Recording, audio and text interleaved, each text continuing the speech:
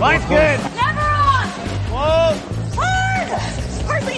Come on, Brent. Line's good. Got real close. The hair high, right? Try and hit 2/3. Have they saved it for her? Yes, they have. Ooh, welcome to Game of Stones, everybody. I am Sean Graham Scott. Alongside, as always, hello, Scott. Good evening, Sean. I usually have something pithy to say, and I was preparing to do a different episode until about 5 minutes ago. So, yeah, I don't know. I just read it differently on our schedule, but don't worry. I've got takes, no shortage of those. And I've got some data to back up what we've been doing too. So all is good. But Sean, we had our streets cleared of snow on Saturday. It is now Tuesday.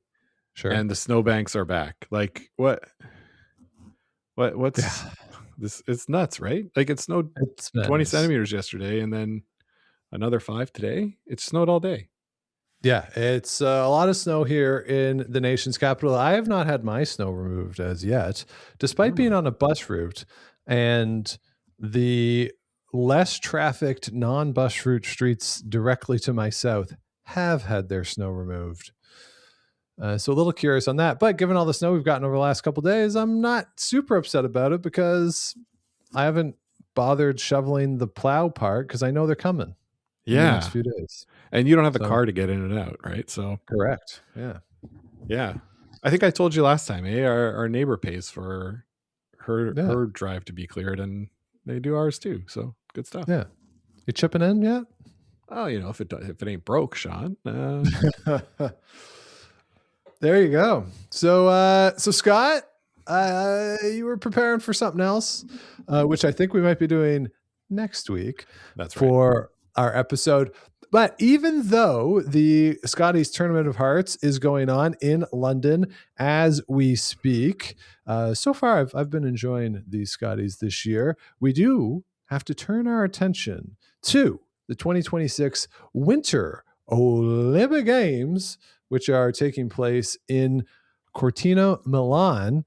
And Scott, the opening ceremony of the Olympic Games is not until Friday, the 6th of February, but the Olympic curling kicks off 2 days before Wednesday, the 4th of February. So we are recording and releasing our Olympics mixed doubles preview now in advance of that event because we won't be able to get it out next week before the mixed doubles kicks off. Plus, we want to talk about what happens at the Scotties. So we wanted to get this one out there, get y'all set, get y'all primed for the mixed doubles curling event. Scott, are you excited for the mixed doubles at the Olympics? I think so. I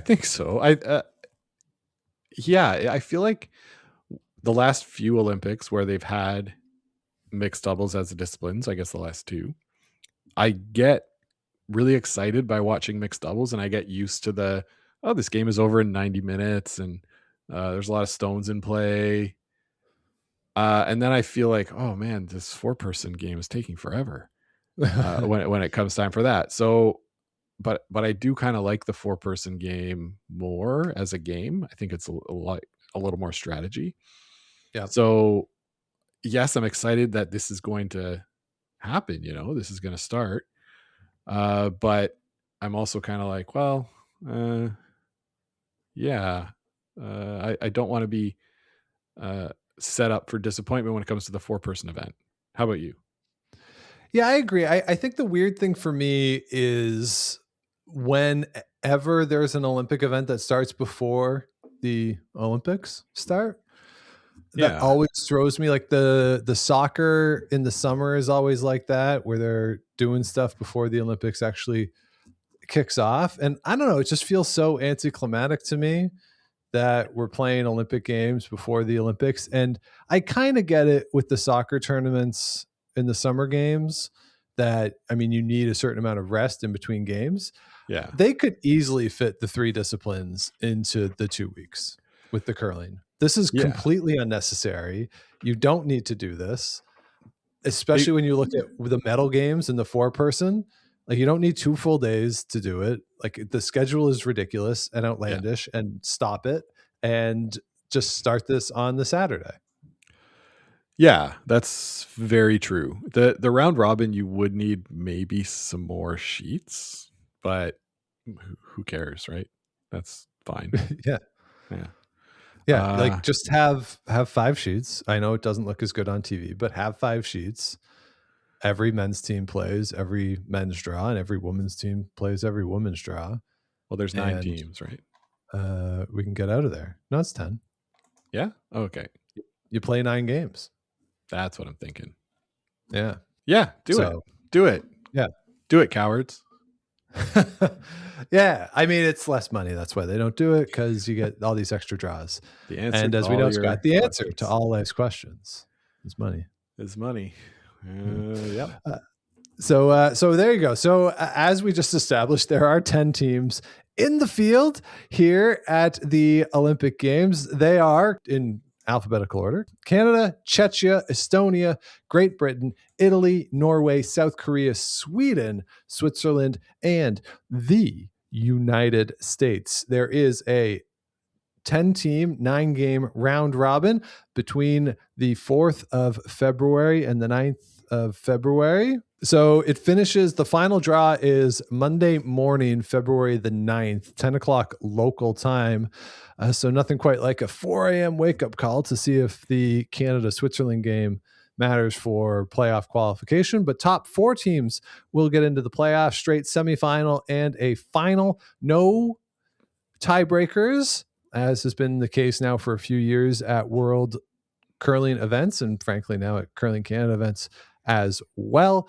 If there is a tie, head-to-head will be your first tiebreaker. If there's a 3-way tie and everybody has gone 1-1 against each other, then it'll go to the last shot draw standings to get into the playoffs, or to rank. If, say, there's 3 teams at 8-1, that's how we will decide the ranking if they've all split against each other. So, Scott, as we do with the Canadian events, we like to say how many teams can win. So, out of the 10 teams in this field, how many do you think can win? 1, 2, 3, 4, 5, 6, maybe 7. A lot of teams can win this. Yeah. Who do you think can't? That'll be a shorter list. That will be a shorter list. Who do I think can't? I think Korea is on the outside looking in. Mm-hmm. I think, man, I'm going to say Estonia, but they're really good. Yep. And the Czechs. Yeah, to me, honestly, I think it's 9 can. To me, it's just the Czechs. Like, yeah, that's the only team that I'm not so sure about. Yeah, maybe the Koreans, they had to go through the qualifying event, but it wasn't this team that, I mean, they went through the qualifying event, but they're not the ones who played in the World Championships. They're a bit of an unknown, to be honest. Yeah. And when we go through, we'll get to them.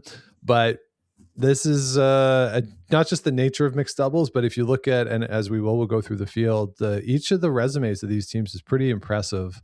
And yeah, I think I think a lot of teams can win here. Like, honestly, it's only the Czechs that I would look up at the end of the week and say, really? Like, if they win. Yeah, I would for Estonia too. I know they're really good, and mixed doubles is kind of their thing, but we'll get to them when we talk about them more. But I think them being at the top of the podium would be pretty wild given the field. Okay.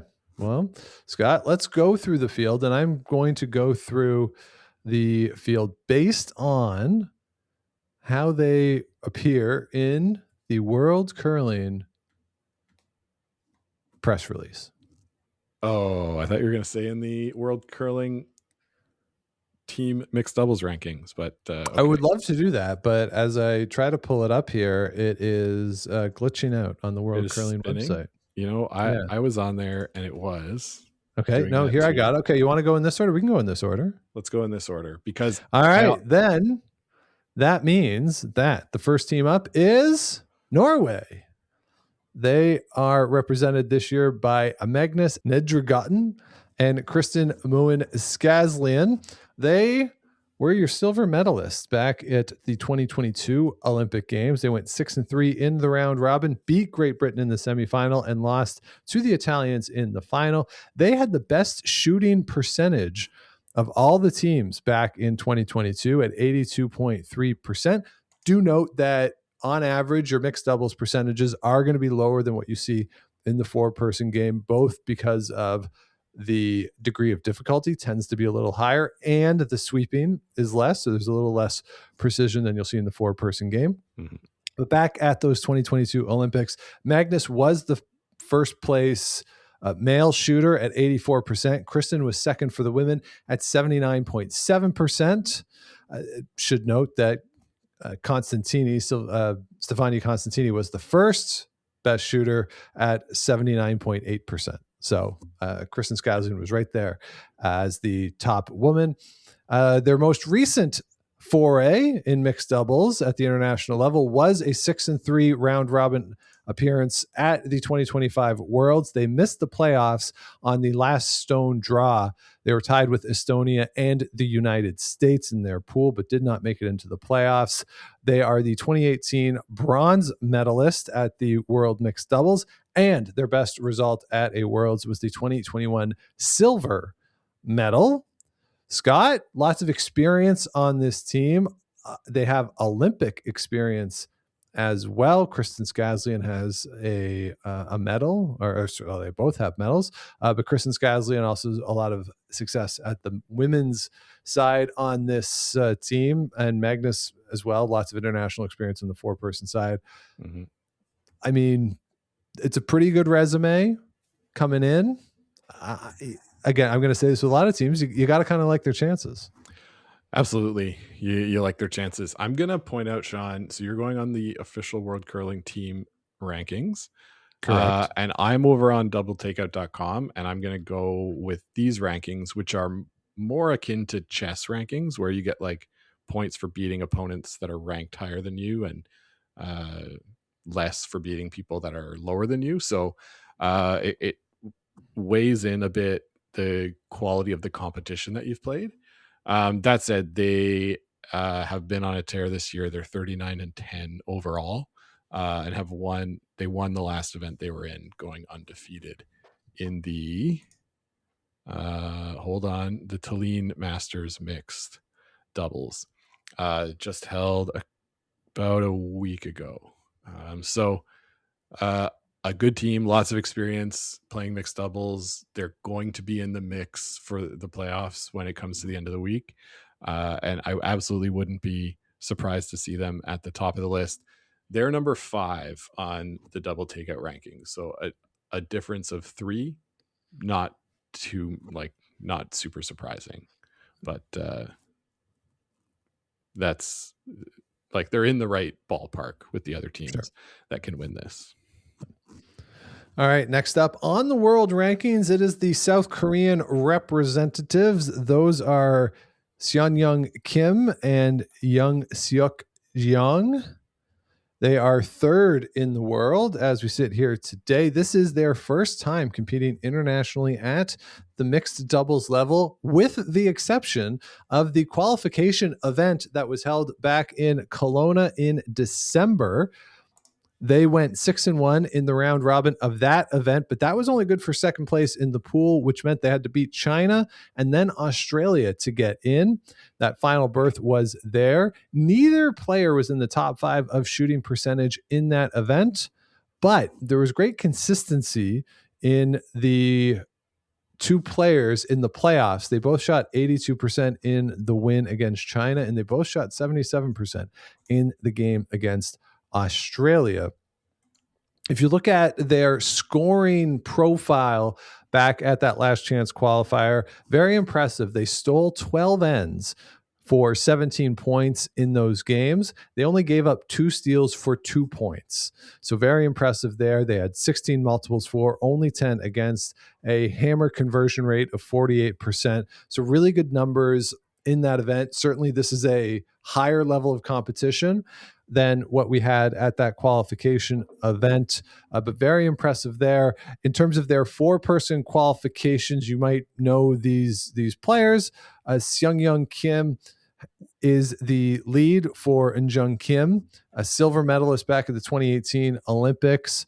For Young Seok Jeong, he won the 2020 and 2023 Korean Championships as a skip. He now plays with Jeongduk Park as his third. So he has less international experience than does Seung-Young Kim.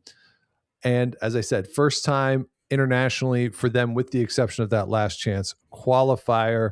They were the bronze medalists in the Korean Championship in 2022, 2023. So I think the question here, Scott, for this team is, obviously they have all the shots in the bag. Maybe with Seung-Young Kim as a lead in the 4-person game, less hitting prowess perhaps, but anyone who comes out of Korea is obviously very good, but that lack of experience as a team on the international stage, that might be something to watch. Yeah, definitely. They're ranked number 3 in the world on the team rankings. They played a ton of events to get these points. So 9 events this year that they've played, 41 and 18 on the year. That's a lot of games. Yeah, I think that's the most in the field as I'm looking at it. Like Norway, like we just talked about, had 49 games in total. 41 and 18, that's 10 extra games. And so that's why they're ranked up there at number 3. They've played a lot of games. They've earned a lot of points. In the doubletakeout.com rankings, Sean, they're 17. So you rack up a ton of points by playing a lot in mixed doubles, because not everybody is playing in every event, because there's a lot of people that are playing in high level 4-person event or 4-person events. So they don't get the chance to rack up as many points on the rankings. So this is a team that, yeah, like they've got the shots, they could do it, but I don't think they're quite at the level of the teams that we are going to be talking about for the podium. So that's why, at the beginning I said I'm not so sure about them. Yeah, they're near the top of the world in the rankings, but that's what I see is it's more quantity over quality. Right. And I mean, they could prove me wrong, and all of that work, ends up paying off, because we're going to talk about a team that hasn't played at all that might have a chance to win. So, we'll see both extremes here. Sure. All right, let's move on, Scott, to the 5th ranked team in the world, and they are the representatives of the United States of America, Corey Teesey and Corey Dropkins. The Coreys are here. They are the 2023 world champions in mixed doubles that year. They went 7-2 in the round robin, beat Scotland in the quarterfinal, beat Canada in the semifinal, and then beat Japan in the final. In that event, Corey Dropkin was the top male player at 84%. Corey Teesey, third on the women's table at 78%. Last year at the World Championship 2025, they went 6-3, lost to Scotland in the quarterfinal there. But the stats, Scott, the stats. Mm-hmm. Corey Dropkin was the 5th ranked male player at 84.9%. Really good for mixed doubles. But Corey Teesey, the best woman on the board, 90.3%. For context, Anna Hasselberg was second in the event. She was at 83.3%. So a 7% gap between Corey Teesey and Anna Hasselberg. If she does that this week, they really probably should be on the podium and with really not much stress if she's going to outshoot the rest of the field by 7%. Corey Teesey is doing the double. She is in the 4-person game for the Americans. Corey Dropkin is not, lost the final there to Team Casper. So, he gets to, his whole focus is here, and he left his team for the balance of the season after the Olympic trials, and his total focus, and rightfully so, has been on this. So Scott, last 2 times at the World Championship for these 2 teams, a gold medal, very impressive. the peripheral numbers last time were very impressive, even if the overall result wasn't necessarily great. So this is, I think, certainly a team to watch. And if we're looking at USA Curling and where they're more likely to do some damage over the course of the Olympic Games, you got to think it's this team. I 100% agree, Sean. They are number one on doubletakeout.com's rankings. The highest ranking of any team. They've jumped into into first place position since last month on the strength of that last event they played in. 29-4 on the year. So their numbers are showing it on the ice, and it's showing up in the wins and losses column too. This is a really scary team. I wouldn't really want to face them. I was looking to see who they're playing early. They've got Norway and Switzerland, so some pretty tough games early. Norway, Switzerland, then Canada. I guess there's no easy games in this event, but No. That's a pretty tough start. If they're starting 2-0 before they hit Canada, then I'd say they're virtually a lock for the playoffs. But yeah, they've got everything they need to win the gold medal. All right, Scott, let's move on down the table here, but only move down 3 spots on the world rankings to the Czechs. It is Czechia. It is Julie Zelengrova and Vit Chabiskovsky who are representing Czechia. Scott, do you want to know what their combined age is? Is it under 50? Oh yeah. oh yeah. Oh, yeah. Combined age of 40. Oof. Julie is 19. Vit is 21. They did have to go through that last chance qualifier event. They did go 6-1, finished first place in the pool, beat Australia in the qualification round to get their spot. Over the course of the week, Vit was 83.5%. Julie was 76.3%, both in the top 5 shooting percentages in the field. They have played in 3 mixed doubles world championships.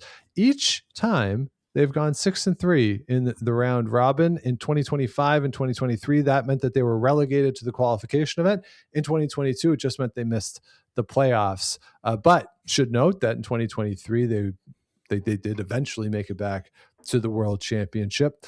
If you look at their stats at the qualification event, I looked at their power play percentage. Not great. They used it 5 times and they gave up steals twice. They were forced once, but they also got a 5 and a 4 on the power play. So kind of an all or nothing move for Czechia on the power plays at that event. But Scott, you look at the field, you look at the experience level for them, just their ages, both going to be making their Olympic debuts. You would expect this to be a tough week for the Czechs. Yeah, I would. They, as you mentioned, are 8th on the world curling team rankings on doubletakeout.com. They're down at 35. Again, they've played a lot of games and have gotten hot at the right time by getting through that qualification event. But I would expect this to be a learning event for them rather than something where they seriously contend for a medal. And hearing that they are so young, that kind of the narrative kind of jives with what the numbers are telling me. All right, Scott, let's jump down 2 more places on the world curling rankings. The number 10 spot, that is the Estonians. That's Marie Kaldvi and Harry Lill. They combined, or as a team, have 8 world championship appearances at the mixed doubles worlds. Their best result was a silver medal in 2024. In 2025, they went 6-3 into the round robin. Their 3 losses were to Australia, Norway, and Switzerland. 2 of those teams are here this week. They did beat Canada in the quarterfinal, but lost to Italy in the semifinal and then lost to Australia for a second time in the bronze medal game. Scott, this is their Olympic debut for the 2 of them, but as noted, a lot of experience at the world level, good results at the world level, and a team that, because of that, can, I think, make some noise over the course of the week. Yeah, definitely. They're not going to be nervous in this spot, right? And again, this is a team that has played a lot, and that's where they're getting their points from. They haven't necessarily been super successful this year in earning those points. If I look at the World Curling Team rankings, the last team we talked about, Czechia, have accumulated 105.8 points to this point in the year, and they've played 35 games over, I just looked at it, I think it was 7 events. Estonia has played in 11 events and has gone 35 and 28 on the year. So we talked a bit about, boy, that was a lot of games for, who did I say? For Korea. Yeah. But no, this one is one that slipped past me because the winning percentage is not great, and that's a lot of games, right? That is a lot, yeah. Yeah. So, they're obviously a team that's talented. They've been to the Worlds. They're not going to be scared of any of the competition here. They've got the shots to put it together. I would be pretty surprised if they mounted to the top of the podium, especially considering their record against the other teams that are going to be in this event, or teams that are ranked higher than them in the rankings. So I'd be pretty surprised if they put it all together. Not to say they can't, right? Sure. They can do it. I would put the probabilities pretty low. Yeah, I think I agree, but again, it's one that if there's if the betting odds were like 60-1, maybe worth a flyer. Well, let me check Given the talent level. Curling, mixed doubles. I'm not advocating gambling. 25-1. Yeah, I think that's less value. Less value. Yeah. All right, next up, let's jump down 2 spots. It is going to be Great Britain. That is Jennifer Dodds and Bruce Mowat. They are your 2025 silver medalists at the World Championship. They went 7-2 in the round robin, lost to Italy and South Korea during the round robin. In the playoffs, they beat the Americans in the quarterfinal, then Australia in the semifinal, lost to Italy in the final. They also have a 2021 bronze medal at the World Championship, but perhaps more importantly, this was the team at the 2022 Olympic Games for Great Britain. They went 6-3 in the round robin, lost to Norway in the semifinal, lost to Sweden in the bronze medal game to come away empty-handed, but neither of them left Beijing without some hardware, because Jennifer Dodds was part of Eve Muirhead's gold medal winning team, and Bruce won the silver medal in the men's competition. They were agonizingly close to being double medalists at the games, but as noted, they both had great success in the 4-person game, and I believe Bruce was the flag bearer for Great Britain, or one of the flag bearers for Great Britain in the closing ceremony back in 2022. Someone certainly can correct me, but I believe that is the case. And he is the favorite going into the men's competition here, so he'll be doing double duty. So Scott, these two, in addition to having all this experience together at the Worlds, playing in Olympics together, one of the few teams in this field that has done mixed doubles at the Olympics together, if not the only team. We'll get to another team. Oh, that's true. Yes. One of the few to have that experience at the Olympics together. Plus they're buddies off the ice. Like, I think they're really close friends. So, obviously I think that helps out. Mm-hmm. So I don't know. I don't know if you can really have a favorite in this field, but they're among them. Yeah. And it also helps that they're both really, really good players, right? And Bruce may be the best thrower in men's curling right now. I mean, yep. He's definitely on the short list. So yeah, this team is, maybe spoiler alert, probably my favorite team to win. They only lost 2 games all year. They've only played 2 events, I think, 3 events. but 3 events. So not a huge sample size, but again, you don't really need that much of a sample size to know that, holy cow, these two are really good players, and they definitely can beat anyone, have beaten anyone, and I would put them as a favorite for the playoffs. All right, Scott, let's move down the list a few spots to the number 18 spot on the world rankings. That is the Canadian entry, Jocelyn Peterman and Brett Gallant. They were the reps at the 2025 World Championship, went 7-2 in the round robin, lost to Estonia in the quarterfinal. Brett Gallant was the 4th ranked man in the field at 85%. Jocelyn Peterman, 3rd amongst the women at 82.8%.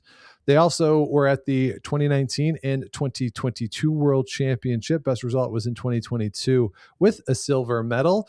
Both have Olympic experience. Jocelyn Peterman was the 2nd for Jennifer Jones back in 2022. They missed the playoffs, and Brett Gallant has a bronze medal from Beijing with Brad Gushu. Brett Gallant will be doing the double duty here with Brad Jacobs playing the men's event. But as we saw in 2022, Scott, Brett Gallant went from the Olympics to the Brier to the men's worlds to the mixed doubles worlds. And I think he also played in the Players' Championship in between the men's worlds and the mixed doubles worlds. So this guy is somewhat indefatigable when it comes to curling. So I wouldn't be too concerned about his stamina over the course of this event, but I think both of them having Olympic experience will help.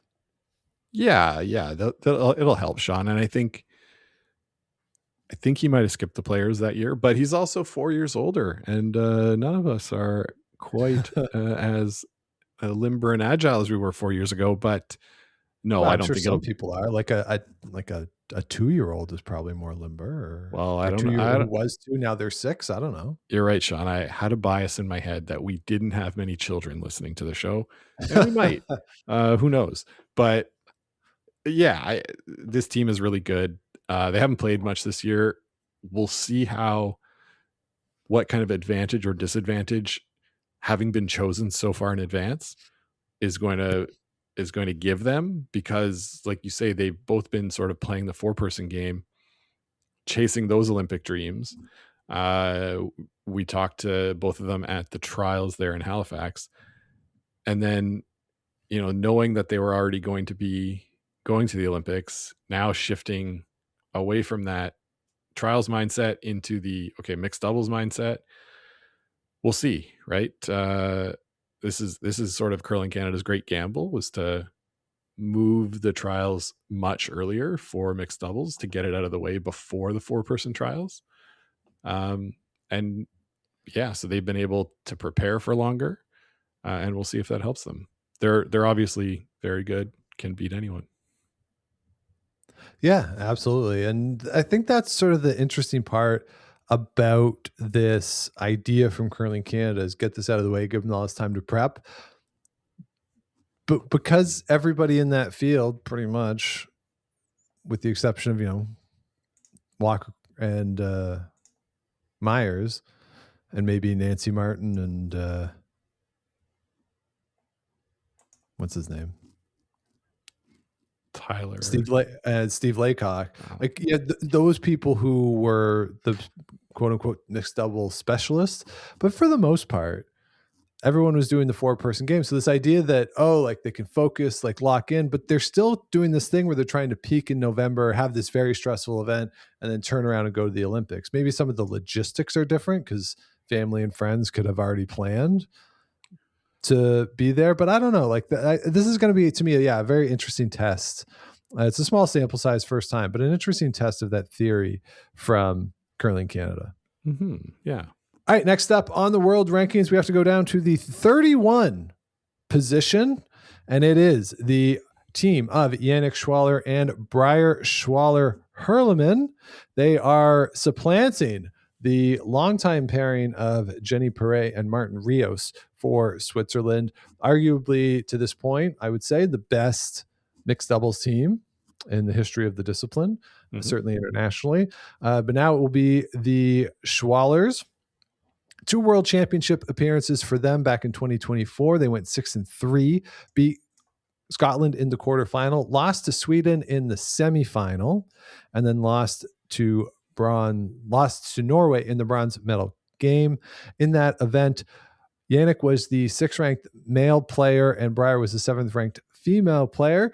In 2023, they actually had a better record at 7-2 in the round robin, but they missed the playoffs on last zone draw, having tied with the United States and Norway in that event. For both players, they are making their Olympic debut. Scott, if you look at that 2024 World Championship and their rankings 6th and 7th, they're both going to have to be better to be in contention in this event. I think both are capable of being better in this event, but I think, as we've seen with both of them at various times, the swing in performance, I think, is greater than, say, what you see out of the British team and maybe out of the Canadians, probably even out of the Americans as well. So that's going to be, I think, a key for them, that, look up after, 3-4 games, even if the results are what they are, like, kind of pay attention to how they're throwing, where their trend line is, because I think that's a better indicator for this team as to where they're going to end up at the end of the week than necessarily those early wins or losses. Yeah, I think you're right. They're neither of them are mixed doubles specialists. They've played kind of a lot this year and haven't been very good, to sort of be blunt. Under 500 on the year, 18-20. That's not great, right? No. It doesn't inspire a lot of confidence. The teams they're beating are sort of low-ranked teams. The teams they're losing to are the teams they're going to be at the Olympics. They gave up a 6-ender to Dodds and Mowat. Not ideal. No, That's suboptimal. the most you could score in an end in mixed doubles. Yep. So yeah, not great. Also gave up a 6 to Rana and Rana in the Uppsala event. So yeah, this team, like, I see high variance, like you said. I'm not super confident that they'll be very good or challenging for a podium spot, but I mean, you could talk me into it. Yeah, I can see it for sure, but I could also see 3-6. Yeah, definitely. All right, Scott, let's move on to the 52nd ranked team in the world. That is the Swedish entry. That is the brother and sister pairing of Isabella and Rasmus Rana. This is the first sibling pairing that we've had. We've had a few spouses on the board here. First sibling pairing here. They are the defending bronze medalists, not them as the Ranas, but Sweden was the bronze medalist back in 2022 with Oscar Eriksson and Almeida Deval. The Ranas have had 2 world championship appearances at the mixed doubles. They are your 2024 gold medalist, and they lost the quarterfinal in 2022. Of course, Rasmus Rana is an Olympic gold medalist from 2022 with Nicholas Edin, and also silver medalist back in 2018. This is going to be Isabella's debut at the Olympic Games. So, Scott, here's an interesting one where you have Rasmus with all this Olympic experience. The 2 of them have a gold medal in this discipline at the World Championship. Sweden has won medals at the past at least 3 Olympics. Mm-hmm.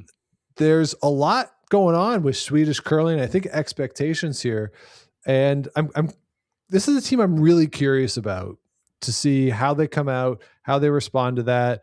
You got Rasmus doing the double duty, which I think is a little harder for a front end player than a back end player. I mean, Brett Galant's doing it as well, so I think he'll be fine overall. But I don't know. I have a lot of questions about this team because they have all the shots, a lot of success on tour for both of them. Isabella's a great player. We've seen it, but Olympic debut in an environment, in a program that I think has really high expectations. It'll be interesting to see the response from this team. Yeah, for sure. Again, a pretty high variance team in my view. They are very good throwers individually. They're very good mixed doubles players together. They've done it a lot in the past. They've not played that much this year together. I've got 10 games in total, but they won 7 of them. The ones they lost were they lost to Dodds and Mowat once, but like they beat the Team USA once, and they beat the Swiss team once. So, you know, I could see sort of any range from this team.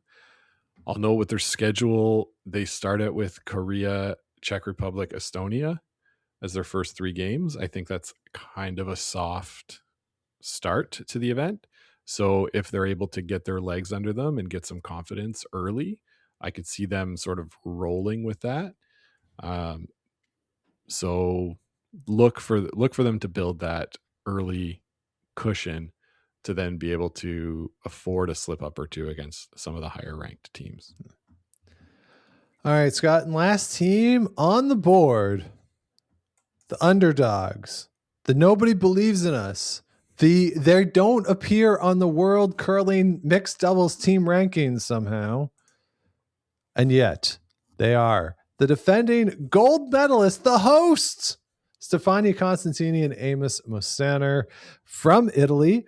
They did really just absolutely crush it in 2022. They went undefeated through the event, 9-0 in the round robin, beat Sweden 8-1 in the semifinal, Norway 8-5 in the final.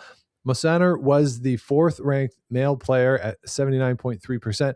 Stefania Constantini was the key as the best women's player at 79.7%. And then they didn't play for a while. They sort of went and focused on the 4-person teams. And we thought, well, the 2026 Olympics, this will be interesting to see what happens with them. Are they going to come back? Are they going to be in form? And as a little bit of a warm up, Scott, just to, dabble again in the discipline, they played at the 2025 World Championship. And again, they went undefeated. 9-0 through the round robin, beat Estonia in the semifinal, Scotland in the final for that gold medal. So if you take those 2 events between the 2022 Olympics and the 2025 World Mixed Doubles Curling Championship, they are 22-0 in those high caliber events. And yet, unranked, don't play a lot in these high level competitions, but I don't know how you can look at them and say, well, they don't have a really good chance. They're not serious competitors to win. Again, despite what they've done on their 4-person teams, which I think in both cases they've taken a step back over the last year and a half, but that 2022 performance was so dominant, and then just to show up in 2025 at the Worlds and do it again. Yeah. This is going to be a very fascinating look at this team. Have the home crowd behind them as well. I really just don't know what to make of it, though. Like, can they do it again? Do you think they run the table again? That would be wild, right? Yeah, it'd be nuts. Yeah, like, come on. It'd be fun, but it would be pretty wild. Sean, they're the favorite per the odds on FanDuel Sportsbook at -105 in this field. So you're going to have to lay more money than you will win to pick Team Italy. And I looked at that and went, what the hell? Who would do that? Like, they haven't played since. Yeah. Oh yeah. Last time they played, they went undefeated. And the time before that, they went undefeated. So I guess that makes sense. Yep. But again, like you said, they're not on the rankings because they haven't played. So there's just like not a lot of data to go off of. I guess you can bet against them because eventually somebody, like, you have to lose, right? Sure. And So at some point, if you don't, do it all the time, you're not going to be as good. Right.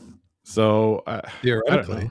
But again, they just showed up last year and crushed everyone. Yeah, exactly. So, the logic says, well, like, no, they don't do it all the time. They can't just show up and win, but they've done it twice. So what the hell do we know? Maybe we pick them to win. I'm not going to, but it would be a fun story. Absolutely. Scott, and looking back at the 2022 Olympic Games for Team Italy writ large, there were 2 gold medals for the team. One of them was, of course, this team. The other was Ariana Fontana in short track speed skating in the women's 500 meters. The country had 17 medals in total. So if you look at this event, and if they are able to do what they did last time, just based on Italy's history at the Winter Olympic Games, that's a great start for Team Italy. And I don't know how much you buy into this or believe in it, but host countries, like in particular, I'll say Canada in 2010, all the athletes said that once that first medal was won and the moguls, that everyone kind of loosened up. Exhaled, and right? Yeah, and the team just started as Team Canada just started to feel good and confident, and the momentum was going. Mm-hmm. And this event being early in the schedule, if that's something that could happen and get the Italian fans going, it could be this fun thing just for the Olympics. If Team Italy is coming up with these big results across all these disciplines, and if you can look at something that could be the catalyst for that, this team certainly could be that. Certainly they could be, yeah. And I think they're both like sort of like tall and sort of, I don't know, embody like the sort of strength of Italy. When I see them, I just think like, oh yeah, those are Italians. And they have performed so well lately that, yeah, they could sort of be that spark that ignites the fire that is Team Italy, and lead Team Italy to their most medals at an Olympics, which I don't know what it is, but it would make sense, right? Usually when you're hosting, you put a lot of money and time and effort into the athletes going to those games, and they could be the spark. Yeah, absolutely. So there you have it. The 10 teams that will be competing in the mixed doubles at the Olympics. As said, the event kicks off next Wednesday, which is the 4th of February.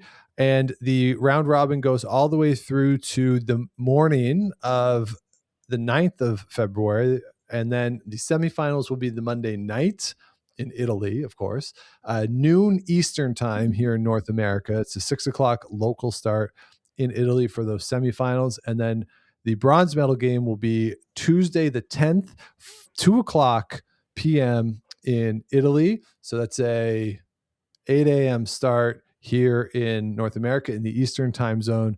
And then a noon Eastern time gold medal game, 8 p.m.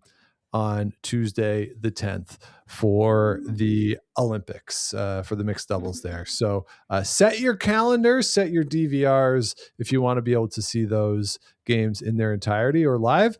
That is what your schedule is going to be. So Scott, out of those 10 teams in the field, what is your podium? I got to take Team GB, Sean. They're so good. Give me Dodds and Mowat at gold, Canada to take silver, and give me Team US rounding out the podium.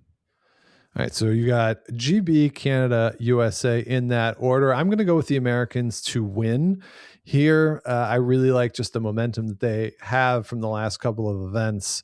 Really dominant performances in both of their last couple of appearances. So I think they go through and get the gold here. I will go with...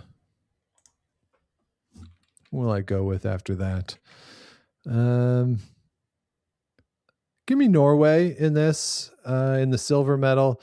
I think they can go through. And then give me a bit of an upset there in Estonia in the bronze medal spot. But again, I think your picks are also good. This field is just so deep, pretty wide open. The style of play of mixed doubles allows for anything to happen. So it will be a very fun event here at the Olympics to get us going for 2026 Cortina Milan, or Milan Cortina. I don't know which one goes first.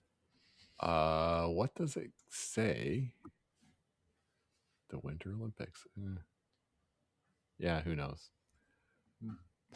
It's all just marketing. Yeah. It's going to be in Cortina though, so Yeah, the curling's in Cortina. yeah, that's more fun in a mountain town.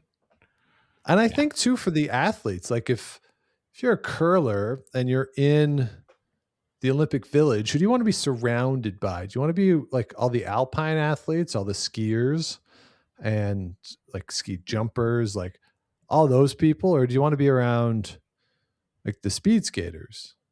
I would say the skier folk. They're probably more adventurous, more out there, more like wilder. Probably more fun, right? Yeah. I mean, I'm sure speed skaters are a lot of fun. I mean, the Canadians, I think, are certainly the short track folks have a reputation for having a good time when they're out there and at the events. But like writ large, I would say, I would just guess that skiers are more outgoing, because if you just have to be kind of out there to be a skier at this level, because you're going down not snow, they're on sheets of ice at 90 kilometers an hour, whatever they hit. Like, you got to be like, I mean, short track speed skating is nuts too. I mean, everyone who is in the Winter Olympics, except for curlers, is kind of a daredevil. I would agree. Yeah.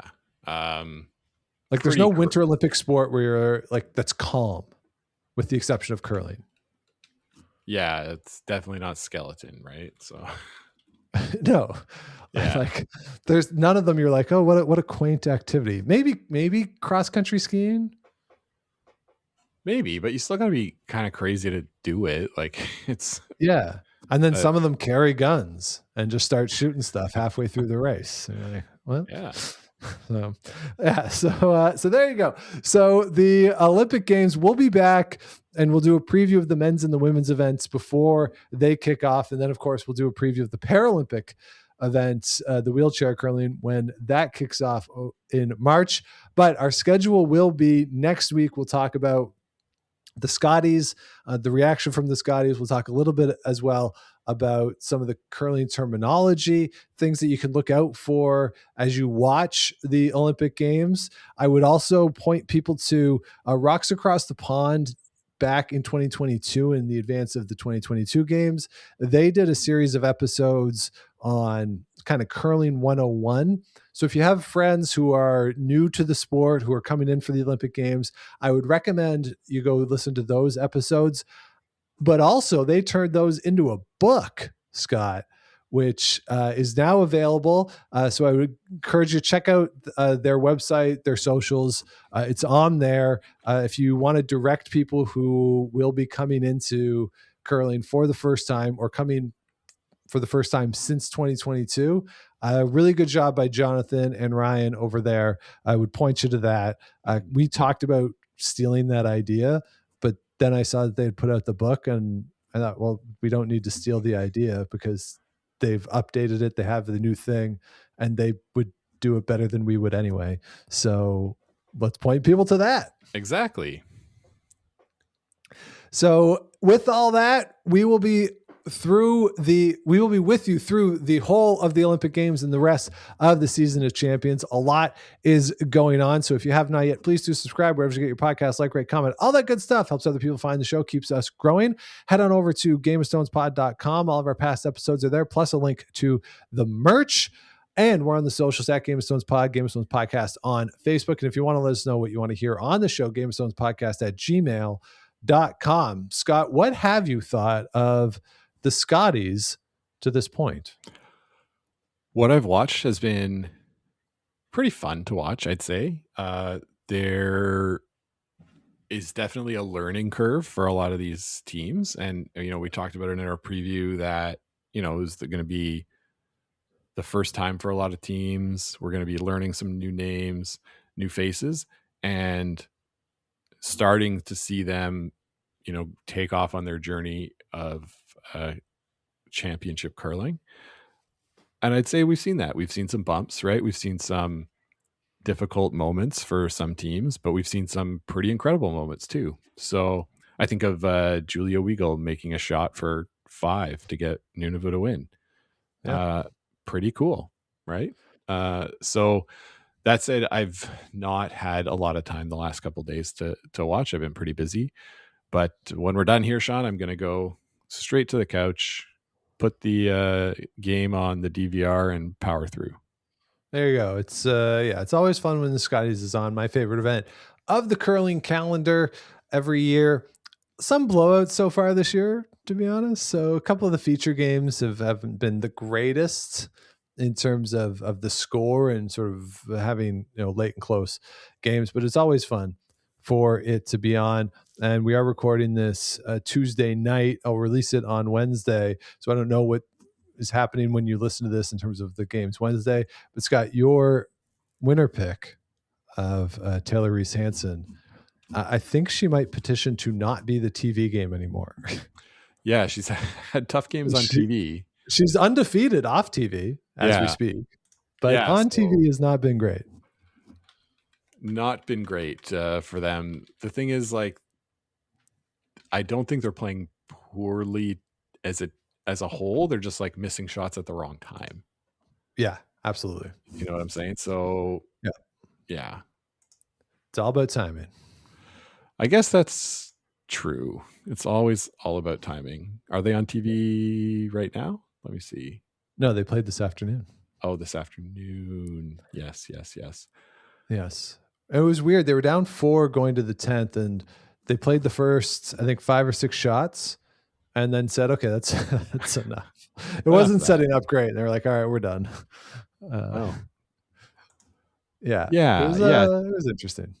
It's too bad. They're gonna have a real tough time getting out now, given who they've lost to. But yeah, let's see. They could go on a run, make some sort of tiebreaker.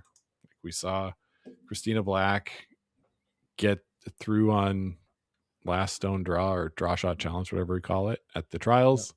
Same thing could happen, Yep, absolutely. Yeah, 5-3 is in play for the playoffs still. So keep an eye on that. Playoffs should be fun here coming up this weekend, and we'll be back with you next week to talk all about it. So until we chat with you again, keep those brooms on the ice and don't dump that intern. Make the final.